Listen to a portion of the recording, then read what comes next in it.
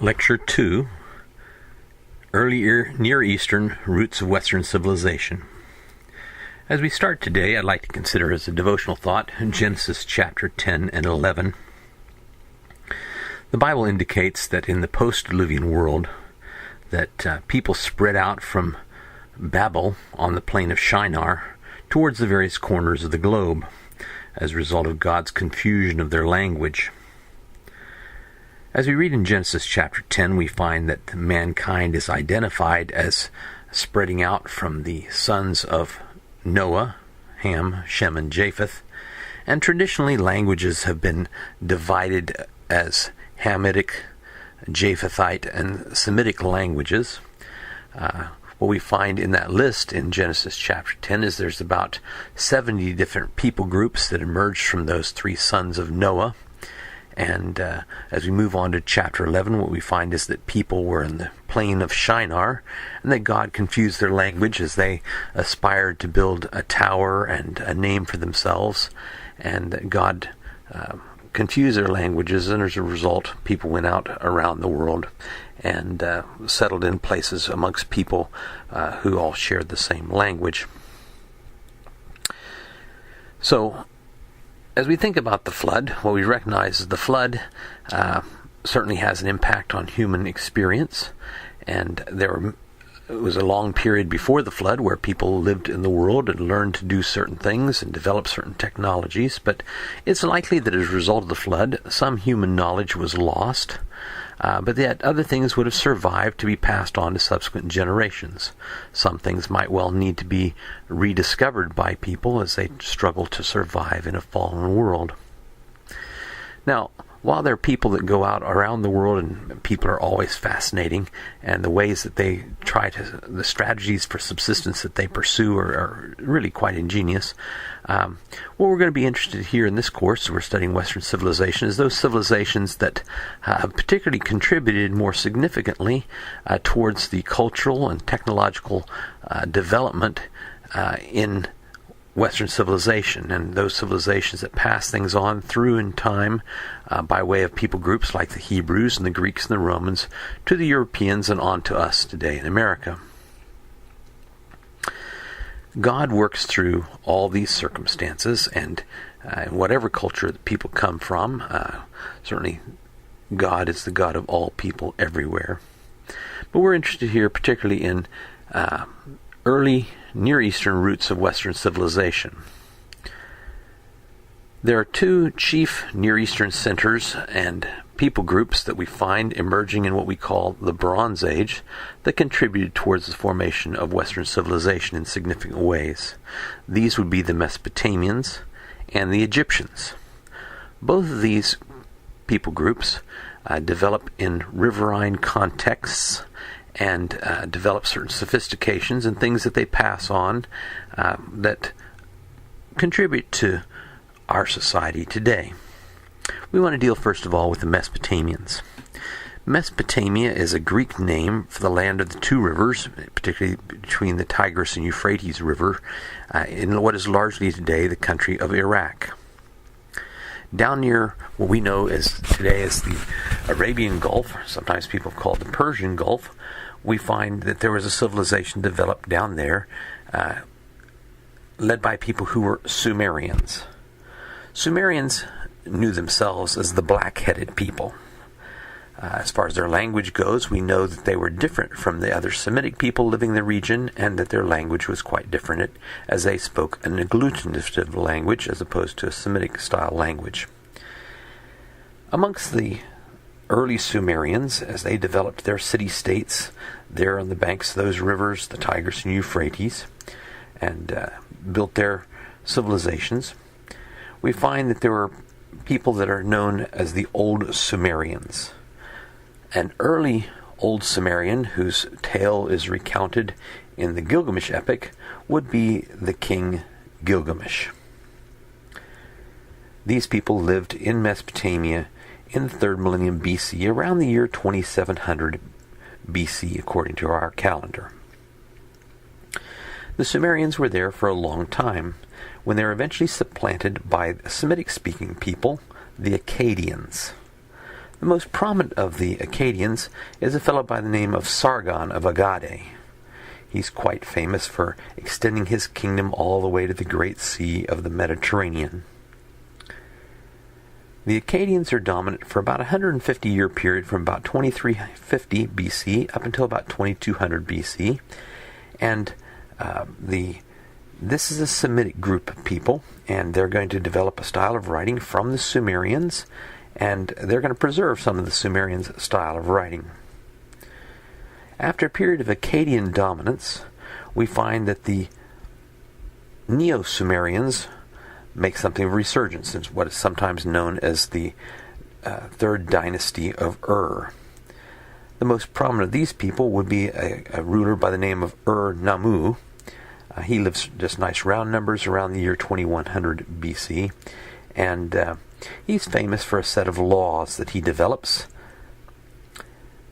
The Neo-Sumerians are subsequently supplanted by an Amorite people, sometimes known as the Old Babylonians.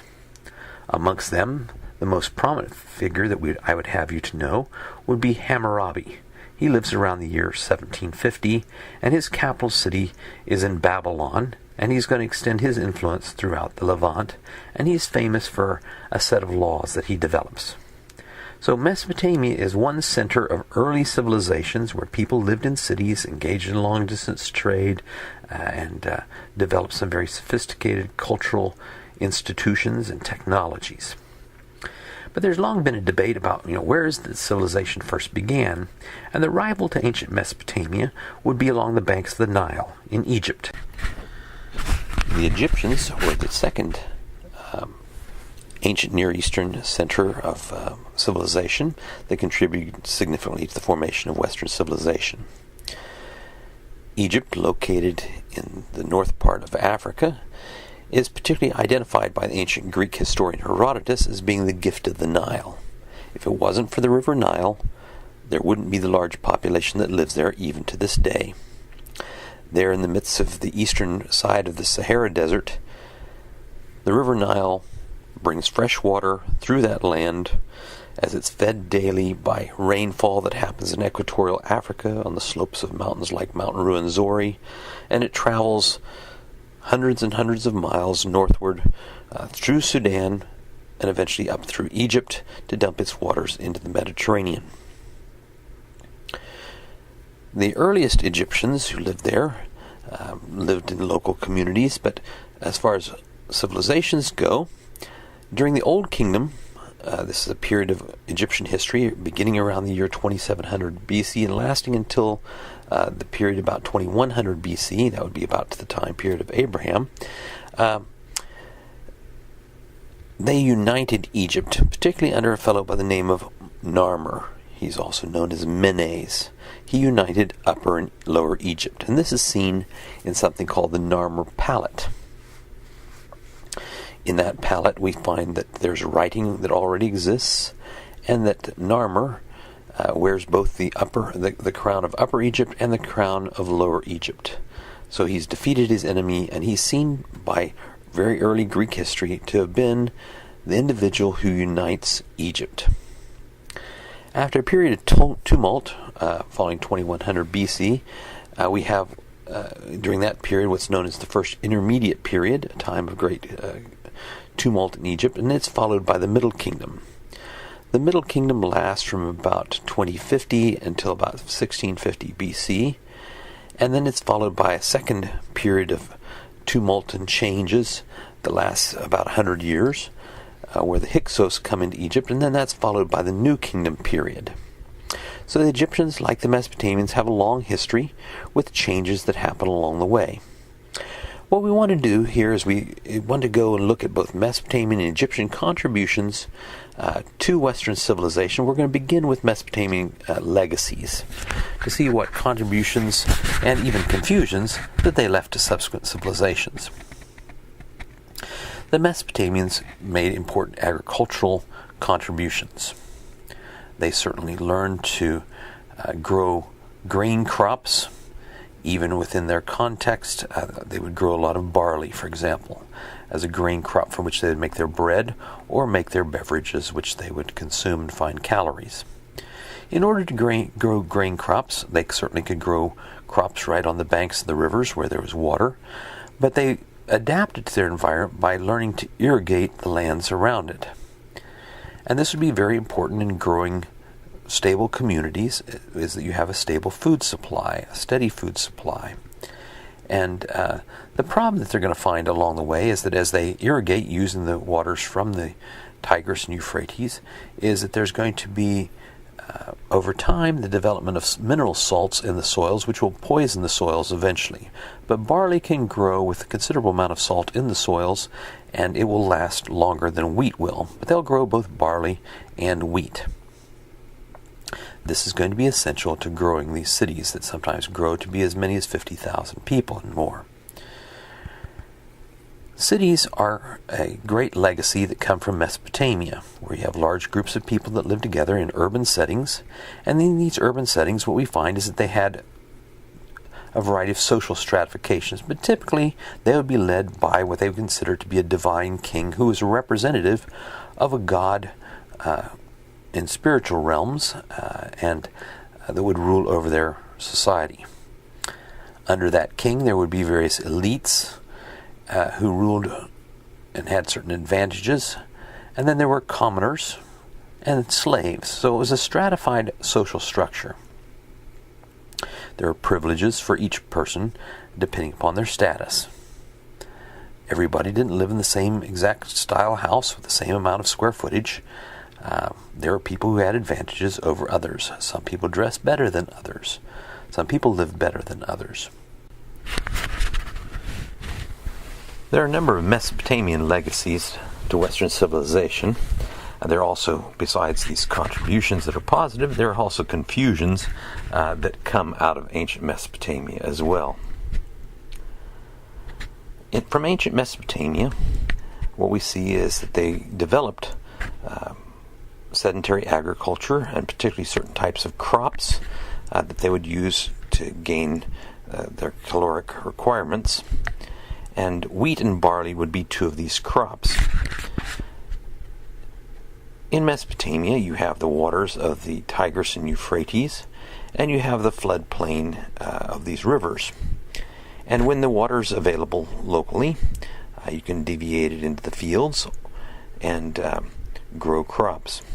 The problem with any irrigation is the fact that while water may be fresh and drinkable, it's generally carrying dissolved within it a mineral load, and over time, as you use water to irrigate crops by way of canals and by lifting the water up onto the fields, what happens is that as the water evaporates, it leaves its mineral load behind, and over time, this can result in the salinization of your fields, which essentially poisons your fields. There's too many mineral salts, and instead of being beneficial to the growth of crops, it will become an impediment to the crops. But by using the waters of the river, they're able to grow large crops, and as fields would come to be salty, then oftentimes cities might rise and fall, and they might move or expand their fields, sometimes forcing them to go to war with other peoples if they're looking for productive lands. So agriculture is an important Mesopotamian legacy that they're going to develop. But based upon the fact they're able to grow these crops, they're able to live in urban centers and develop city-states. And within these city-states, what we find is there's certainly social stratification with divine kings, certain elites, free commoners, and also enslaved persons. Each one of these strata of society had their advantages and their obligations, and we find that this would vary from town to town, and it would be very interesting to look at the laws and how people stand before the law. In ancient Mesopotamia, we find also there was a great deal of architectural sophistication where people spent a lot of effort in building domestic architecture where they could particularly survive brutally hot summers from the sun. And so they would develop mud brick structures that would protect them from the heat of the sun, and use the clay that was locally available for construction materials. Beyond domestic architecture, they'd also build sometimes monumental public structures, and in ancient Mesopotamia we see that people were organized in order to build large structures. These large structures might take the form of walls of the cities, or they might take the form of temple towers called ziggurats. The most famous of these is found at the city of Ur, and these temple towers are thought to be something that might give us some idea of what the Tower of Babel might have looked like. They're made out of mud bricks using the clay from the rivers. They are able to mold that in using wooden forms to dry out those blocks, to turn them over and dry them out, and then to build them on top of each other to make these artificial mountains. Sometimes they're held together just with more clay. Other times they may be held together with bitumen, which is found locally available, and using bitumen we find that they could make mud bricks which would be less susceptible to falling apart because of moisture and rising water tables. So oftentimes we'll find that bitumen is used to seal mud bricks and to hold them together down the lower courses, and then up above the moisture level, then you just have mud bricks stacked on top of it to build these temples, which sometimes grew to heights of over 300 feet. It takes a great deal of doing and a lot of time and effort to build something that's 300 feet tall. But they saw that as being worthwhile because they were afraid of their gods, and they tried to make temples where they could placate them and where their priests and kings could serve the gods. Now, as they develop sufficient food supplies and they develop these walled structures and religious structures within society, as they're able to develop sufficient food production, some people are able to live off the land and engage in craft specialization.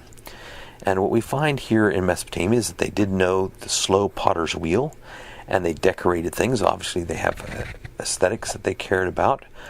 Beyond potters who used fires to turn their clay into essentially a metamorphic rock, something very durable, we'd also see that they developed metallurgical capacity and a great deal of specialization, particularly in the use of bronze. Bronze is an alloy of copper and tin typically, and it's able to be cast in various ways. And what we find is they didn't just use one-piece molds, but they're very early on. They have very sophisticated molds that are not just two-piece molds, but sometimes molds that use something called the lost wax method, where you make an image of something in wax, and it creates a form that when it's melted away creates a void into which the bronze metal can replace the wax in that void, and you can create very sophisticated shapes, and they did some rather amazing things. As people developed their capacities using various kinds of craft specialization, again, it just takes time to learn how to do some things and to live, and people are willing to trade their food for tools that they're able to use to pursue food acquisition, or weapons that they use to protect themselves against enemies. As here, living in a fallen world, people in these cities sometimes had rivals, and they would have to protect themselves. Within these cities, we find that they engaged in commerce, and sometimes this requires the movement of goods. Certainly they're moving a lot of food, a lot of grains. And something that we find emerges early on in Mesopotamia is the use of wheeled vehicles. So they use the wheel early on, and using axles they're able to move heavier loads than what they could carry themselves, and they could use draft animals to pull such vehicles. Now we're going to have to wait until the later Roman times before we get wheeled vehicles that have pivoting axles that are easier to pull. So these are just largely fixed axles, and yet they're able to help them to move heavy weights, and we'll find that they'll make a variety of vehicles, some even as weapons launching platforms, chariots, from which they can throw spears or shoot arrows. But as they engage in various kinds of crafts and commerce, sometimes people find that there's things that they don't have resources for locally, and so they need to trade food or other things that they have for those with people who have access to those materials. And what we find is that commerce was something that developed early on here in Mesopotamia, and they developed a system of weights and measures. And even today, we are very much following some aspects of their system of weights and measures. People want to get full value. In ancient Mesopotamia, something they developed was the sexagesimal system. This is a system of using 60s. 60 is an interesting number that is divisible by a number of factors. 60 is divisible by 1, 2, 3, 4, 5, 6, 10, 12, 15, 20, 30. And so what we find is that it's got a number of factors. So it makes it a very, very interesting number. And this is going to be the basis of their system of weights and measures, their system of metrology. And we're going to find that that's going to continue on for a significant amount of time, and it's reflected in the Bible, where you have shekels, minas, and talents. These will change over time as far as the exact weights, but the sexagesimal system is a system made of 60. So traditionally you would have 60 shekels in a mina, 60 minas in a talent, and this is a system that they developed. And you might not think that you use 60s too terribly often until you start thinking about modern geometry and mathematics. This is something that they developed early on, and that subsequent people groups are going to build upon. So today we have 60 minutes in an hour and 60 seconds in a minute. In a circle, we have 360 degrees. The number 60 is just a really interesting number, which is quite convenient. And so these people develop systems of weights and measures and counting things because they're engaging in trade, and this would be something that they'll pass on to other people.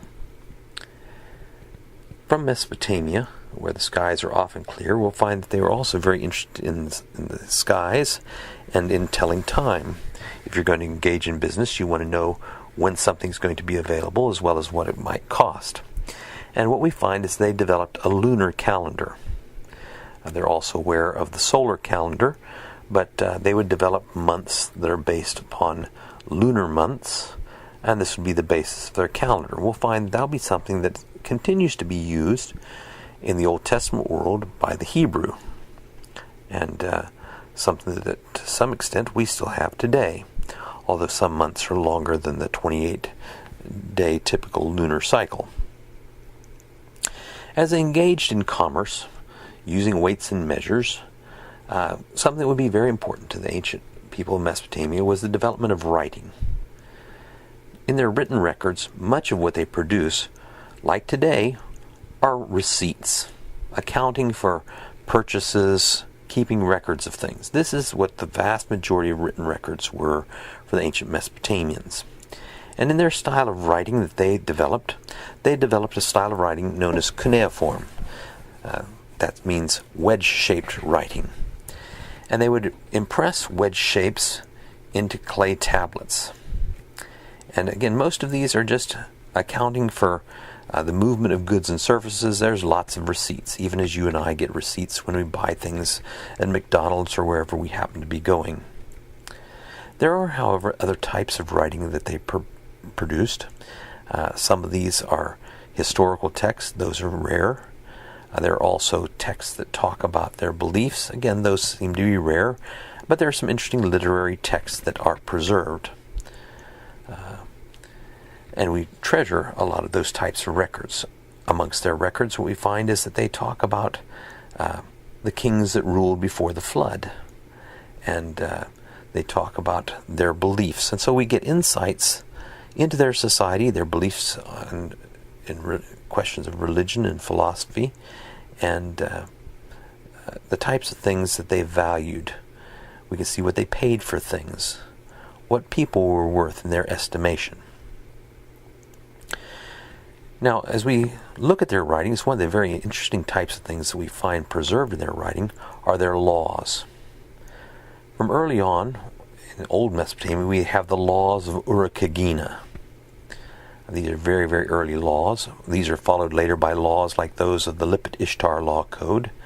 And then finally, what we find in your textbook there would be the Code of Hammurabi, who lives in the 18th century.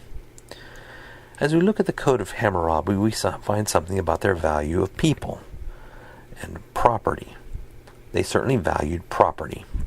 They valued people to some extent also, but what we find in the Code of Hammurabi is a stele that was taken as a war trophy to ancient Susa, where it was found by the French back more than 100 years ago now, and today it's located in the National Museum in France, the Louvre.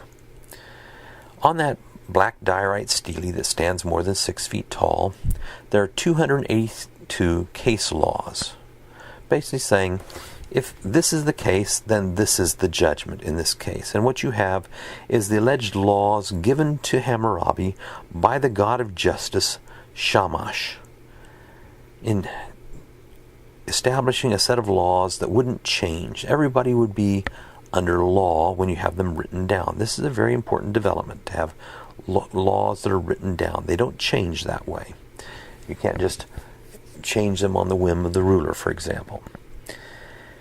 And these laws were established to maintain order in society and to benefit people. But what we find in this set of laws is that there's some things that we might find familiar, where that we find that there's retributive action, where there's punishments that happen to people who break the laws.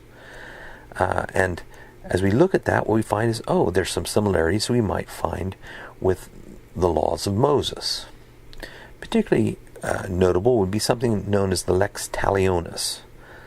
That's Latin for the law of the claw. In the Bible, what we find is that there's some of this in the idea of an eye for an eye and a tooth for a tooth. That when bad things are perpetrated against people, that equal judgment would happen against people who perpetrate those crimes. Hence, again, an eye for an eye and a tooth for a tooth. In the Code of Hammurabi, however, what we find is that there was not equality before the law. If a person who was from amongst the nobility perpetrated a crime against a common person, there was not equality. Or if a common person perpetrated a crime against an enslaved person, once again, there wasn't equality. This is a characteristic of their society that we learn from reading their laws. We find that they're very concerned about some things, and other things they don't seem to be so terribly concerned about. As we think about their morality as exemplified in these laws, what we find is that they're very much concerned about property rights and relationships, particularly marriage and property that's associated with that. As we look at ancient Mesopotamian writings, we also learn something here and there about their religion. What we find from their artifacts and from their writings is that they were polytheistic. That means they worshipped many gods. And they understood the world in terms of their gods. They understood that the world was shaped by their gods. They thought that their cities were physical manifestation of spiritual realities for their gods, that their cities were founded by patron deities, and their obligation was to serve their patron deity in particular, and to keep the gods essentially happy. What we find in their religion is that they believed their gods were rather capricious, kind of like people. They made their gods in the image of fallen man, and their gods were kind of like themselves, sometimes squabbling amongst each other, and they need to keep their gods happy. And so this is going to be what drives them, is a certain amount of fear in the relationship between their gods, rather than a love of their god, not having a god who particularly loves them and cares for them, but a god who expects them to serve him or her. This is seen in some of their famous texts that have been preserved for us. And coming from Babylon, one of these would be something called the Enuma Elish. In it, we find that the patron god Marduk, the patron of the city of Babylon, was one of the younger gods who came into conflict with the older gods, particularly an older female deity by the name of Tiamat. The older gods get tired of their creation and of people, and as a result they get tired also of the younger gods, and there's something of a war amongst the gods. And Marduk is responsible for defeating Tiamat and her consort Kingu. In order to defeat her, you might have in mind something, the image, if you've watched The Little Mermaid, of Ursula the Sea Witch, as he drives the four winds into her mouth. As she opens her mouth to scream at her, she blows up, and then he takes his sword and slashes her in half. And from the carcass of this older evil god, the world is created. This is their cosmology, where the world comes from, why things are the way they are. So in their understanding of the world is made from the carcass of an evil god, and people in the system are made from blood mixed with clay, the blood coming from Kingu, Tiamat's evil consort. And so people are made out of clay and the blood of an evil god, and they're made to serve Marduk and these younger gods who need to be kept happy. What we find is that the gods there are not omnipotent, that they are subject particularly to magic and magic incantations, and this will be a characteristic of Mesopotamian religion that is a false trail that people will chase. And so they believe in divination, astrology, and these sorts of things. Coming from Mesopotamia, however, what we want to summarize here is that we have craft specialization, we have commerce, we have developments in mathematics, in astronomy, in a number of areas of metallurgy and the like that will be passed on to subsequent generations and certainly help to set the context in which the ancient Hebrews live. The next set of legacies we want to look at are those which come from Egypt. Once again, from Egypt we have both positive contributions and negative confusions that get left to subsequent generations. In the area of agriculture, like the people in Mesopotamia, they engaged in irrigation, and they adapted to their environment. Now, every year the Nile floods, and as it inundates the valley, it provides moisture, and as water is trapped in various places, it can be let out at times. And the result is that they can grow multiple crops each year in Egypt. Now they're going to develop different kinds of irrigation techniques, and as we get into the time period of the New Kingdom, something that will become very important is something known as the shaduf, device that's able, it's a counterbalance beam that is able to help them to lift water into higher fields and channels which can then drain into lower fields. And as a result, in Egypt they can sometimes grow as many as 3 crops a year. This has great potential, and as long as there was flooding, then you don't have the problems with salinization of the fields. This is one of the issues of modern Egypt, as they've moved away from having floods because they have the Aswan Dam. Now they have problems with salinization of the Nile River Valley. But in ancient Egypt, a crop that they grow there that they depend upon very heavily is wheat. Now they have other crops and animals that they raise, but they're going to depend upon wheat in a great way for their caloric intake, and they'll grow other crops as well. Now in Egypt, there are important cities that develop along the Nile in some places.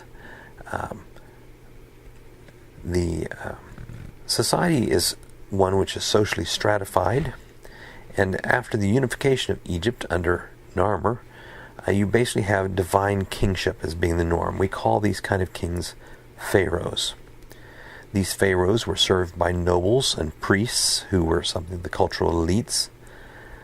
Working in the fields were typically commoners, and they too had people that they enslaved.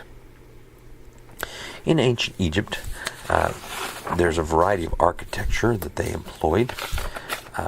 In domestic architecture, as in Mesopotamia, they typically employed mud bricks to build their houses. They don't have a great deal of wood, and the result is that the spans they have are rather small. They use a lot of reeds that grow by the river that can help them to span and the rooms and to roof the rooms and to keep the sun off of them. As you build mud brick structures in Egypt, as in Mesopotamia, the goal is to keep yourself cool during the summer as possible and warm in the winter. So a lot of things are made out of mud bricks. Again, you can make them to the size you want in convenient ratios of width to length to height, and so they can fit together quite readily. But in public architecture, the Egyptians will invest a great deal in stone construction. The most renowned structures that the Egyptians make and have made are the pyramids. The three great pyramids are certainly a wonder of the ancient world that people in times past have looked at and been amazed at, and it can even be seen from space.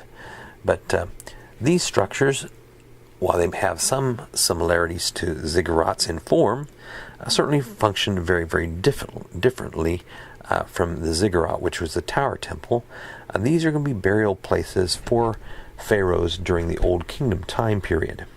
That would be before Abraham ever came to Egypt. Another type of stone structure that they build in Egypt are going to be temples. When you build out of stone in Egypt, they typically want to build out of the hardest stone they have available, and they have some of the world's hardest stone. They have some very beautiful granites, such as the red granites that have sodium orthoclase. Sorry, those would be the white granites. Then you have potassium orthoclase. They give you the red granites that are famous that come from Aswan. They also have stones like diorite and porphyry, a purple type of rock that the Romans were particularly enamored with and would import even as far away as Rome. So they do have resources that they can use, but it takes a long time to make things out of stone, particularly hard stone, and to move these things. It takes a great deal of effort, but they will come up with strategies for moving these very, very heavy objects. Some people have been amazed and a bit perplexed by the amount of stone and the size of the stones that the ancient Egyptians could move, and some people resort to all kinds of explanations, looking for space aliens to move such things. The Great Pyramid, for example, is made up of more than 2 million stones that each weigh more than 2.5 tons. How do you move all those stones? Well, in Egyptian artwork we get some indication. Basically, they're dragged along by people. It's labor intensive, it's difficult, but this can be done. How is it that great big tall obelisks can be moved? Well, they get floated on rafts made of reeds that could be bundled together, and then these heavy stone structures can be moved down the Nile and then dragged along on carts and sleds across the sands. What we'll notice is they're not generally dragged too terribly far away from the river. Most of these heavy stone structures are built fairly close to the river Nile, where they could be floated along on reed rafts. As we look at the developments in Egypt, like the people of Mesopotamia, they developed craft specialization, where there's some people who were good at certain types of tasks. Some people raised animals, and other people grew crops.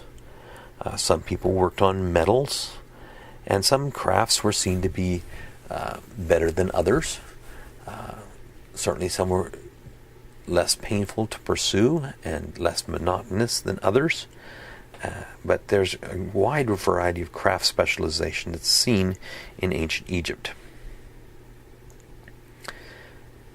Besides local craft specialists, people, for example, who are potters or sculptors or metal workers, all the other different kinds of crafts, we'll find there were also merchants, people who took manufactured goods and engaged in trade. Now, I've mentioned the Nile was important for moving those stones, but it's important for moving other things as well. The ancient Nile, like the Nile today, flows northward, and it can carry things on the current at a nice walking pace. The river is not terribly fast, and so it can be used to move goods northward. The prevailing winds are useful in that they will enable you to put up sails and to move against the current, and so you could move your boat potentially back up against the current, and the current wasn't so swift that your sails couldn't overcome it. And so you might go back and forth across the Nile, working your way back upstream, and then you could reuse your boat. So the Nile serves as a two-way highway for the ancient Egyptians. As they engaged in commerce, they, like the people of ancient Mesopotamia, were concerned that people would get value, and so they had a system of weights and measures. They don't use a sexagesimal system quite as what we see in Mesopotamia, but like the people in Mesopotamia, they're concerned about measuring things, and so they developed mathematics and calendars. Unlike the people of Mesopotamia, they depended primarily upon a solar calendar. So they looked towards the sun. They would look towards other celestial phenomena like stars, and one of their famous calendars is the Sothic calendar, which ties the solar calendar to observation, particularly of Sirius, the dog star. Now, we learn about ancient Egypt in written records. Unlike the cuneiform writing of ancient Mesopotamia, back in the 3rd millennium, the Egyptians developed a system of hieroglyphic writing. This is a Greek name for their writing that means holy writing. It's not always being written about religious topics. Again, much of this will be mundane, everyday sorts of things like business deals and receipts. There are, however, religious and historical texts and other types of records, sometimes artistic texts that have hieroglyphic augmentations. Many of these serve as propaganda, but these texts, when understood, opened up a great deal of knowledge about ancient Egypt. It came about following the decipherment of cuneiform by a fellow by the name of Champollion, a French scholar, back shortly after Napoleon's exploits in Egypt, back in the early 1800s. From their writing, what we learn is that, like the people of Mesopotamia, they were polytheists. They believed in many gods. They believed that certain gods were patron gods of different towns, and they didn't always engage in systematic theology. And so each town had its own theology, and they were content to have that. Again, different towns had different explanations about which gods did certain sorts of things, but pretty much they just mixed and matched their gods. And what we find is the Egyptians are very much into magic, believing their gods could be subject to magic along the way. In time, certain gods rose to prominence, and what we find is that the god Amun becomes the primary focus in Egypt, and there are gods that come to be recognized as controlling various aspects of everyday life. The ancient Egyptians recognized that people died and aspired to have an afterlife. And in connection with that, we have one of their very interesting cultural developments, and that is the preservation of dead bodies. Now, in ancient Mesopotamia, people were buried. Sometimes nobles were buried together with servants who were buried to serve them in the afterlife. But in ancient Egyptian religion, people served the pharaoh in life, and the idea would be that they would do that also in death. And so there's a great deal of attention given to the preservation of the bodies of pharaohs, and mummification is the process we find reflected towards the end of the book of Genesis, as we have Jacob dying, and a 70-day period during which that body is preserved. In ancient Egypt, what we find is that pharaohs in particular were the subject of a great deal of effort to preserve their bodies, because there's the belief that following their death, they would continue to need their bodies. And as time moves on in Egyptian history, what we find is that there's a sort of a democratization of death, where others would aspire to have their own afterlife. The general view is that when people died, they went to live on the west side of the Nile where the sun sets. What you'll notice is that all ancient pyramids and Egyptian burials are on the west side of the Nile. This is where the sun sets, and in their belief, where people lived in the afterlife. The process of mummification is one that depends upon mineral salts that are locally available in Egypt, something called natron, which is used to desiccate a body, to dry it out, and to preserve it. There are some people who buried in the natron soils of Egypt have been naturally mummified. But the Egyptians would go through a long process of preserving bodies in this manner.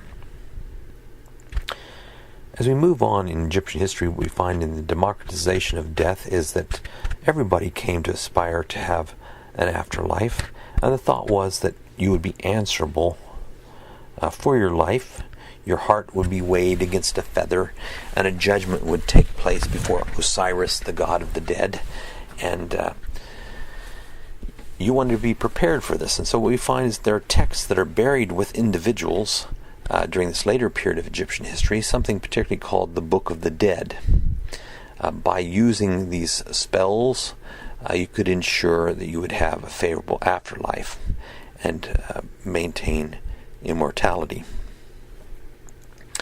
As we look at ancient Egyptian artwork, what we find is that those individuals that are important are depicted as being larger than those people that are of less significance. So typically a pharaoh will stand much, much taller than those individuals around him, particularly his enemies who he might be defeating. In Egyptian artwork, what we find is there's two basic styles where they carve into stone. There are some objects which are made which might be sculpted, but typically you have raised relief and incised relief in Egyptian artwork. Raised relief is more expensive. This is where you carve away the background, leaving your subject standing proud in low relief. This type of carving is particularly expended on the interior of temples where there's low light. It's very expensive.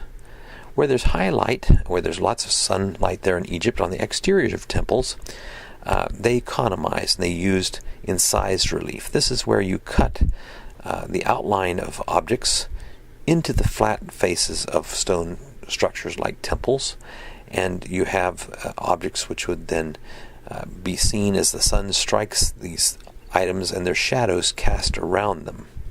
And the result is then that you can see depictions of the pharaohs or the gods that are being adored in these particular temples, accomplishing various tasks, or for pharaohs defeating their enemies, if it was something like a mortuary temple. We find the Egyptians also engaged in sculpture, where they carve these very, very hard stones and make art objects that might serve their pharaohs or their gods in various ways. Amongst their art objects, something that you'll find commonly would be sphinxes. These are associated with the dead and being guardians, and so sometimes in places like Luxor you might find a whole street of sphinxes guarding a processional way towards various temples. Typically, the artwork served some sort of function and served these people in those ways. People made images of their gods, And so as a result, we have some idea of how they perceive their gods, and we see their devotion to their various gods through time. Well, in ancient Mesopotamian Egypt, what we've seen is there have been a number of things that get passed on to subsequent people, and even conversations about living and dying. In both ancient Egypt and Mesopotamia, there's conversations about what sort of life one should live, and people struggling with the fact that they're mortal, that they're going to die. In ancient Mesopotamia, a very interesting text is the story of Gilgamesh and his friend Utnapishtim that you've read about in the textbook. Gilgamesh is a fellow who embarks on various adventures with his friend with his friend Enkidu, and when his friend Enkidu eventually is killed, then he's faced with his own mortality and the fact that he's earned the hostility of a goddess. But in his quest for immortality, he goes to seek direction from Utnapishtim, a person who is immortal. Utnapishtim is seen to be something of a Noah character who survived a great flood. In ancient Mesopotamian text, they believe that there was a great flood. Now, unlike a flood that we read about in the Bible that comes about because of judgment against a fallen world, the flood comes about in Mesopotamian stories because the gods are annoyed by the noise of mankind. It's not an ethical judgment, it's a matter of their frustration with their creation, and so as a result, these Mesopotamian gods unwisely seek to eradicate mankind, and when they do so, they find that, they need the mankind to serve them, and so they're going hungry because no one's bringing food to their altars and feeding them, and so they're kind of dismayed by the decision that they had made. But one of the gods doesn't get along with the others in agreement, and as a result he tells a particular man to build a boat and to survive the flood that's coming. Again, according to the story of the story of Gilgamesh, what we find is that he goes to Utnapishtim, who survived the Great Flood. He's sort of the Mesopotamian Noah character here in this account, and he's been given the gift of immortality by the gods. And so Gilgamesh learns from him that if he goes to the bottom of the sea and eats a certain plant, that he'll live forever. Unfortunately, as he acquires that plant, a snake comes along and eats it, and so he doesn't gain immortality. But the issue here is that they're trying to deal with the question of life and death. And as they go seeking gods made in the image of fallen man, gods that are capricious and nasty as sinful people, they don't have moral gods. They don't have stability. There's a great deal of uncertainty in the world for ancient Mesopotamians. The same sorts of things happens amongst the Egyptian gods that fight amongst each other, and that results in then explanation for why there's wars in the world, is the gods are fighting amongst each other and doing bad things to one another. And this is what happens to Osiris, is that he's killed as a result of squabbles amongst the gods, and this is how he becomes the god of the underworld. And so we find there's some similarities amongst these polytheistic peoples in both Egypt and Mesopotamia. They have gods that they attribute their existence to, but not gods which are moral. They have gods that are concerned about laws, but there's not equity amongst people before the laws. Some people stand above the laws. And so from ancient Egypt and Mesopotamia, there are things that are passed on to subsequent peoples, developments that they invent, technologies that they perfect, which are going to be passed on to other people. They create art objects that sometimes continue to be admired today. Architectural achievements like the Great Pyramid, which is reportedly something that took 20,000 workers 20 years to build. Great monuments to human achievement, but sometimes monuments to the misdirected ideas of people in time. The ancient Egyptians in observing the world, and the Babylonians in observing the world and responding to challenges, passed on significant contributions in literature, in art, in mathematics, in technology, and science to subsequent peoples who lived in the area, their neighbors. And amongst those people groups will particularly be the Hebrew that we're going to be talking about in subsequent discussions. I trust that you're going to have a great day and that you'll enjoy discussing this set of peoples in Mesopotamia and Egypt and their contributions to us in Western civilization.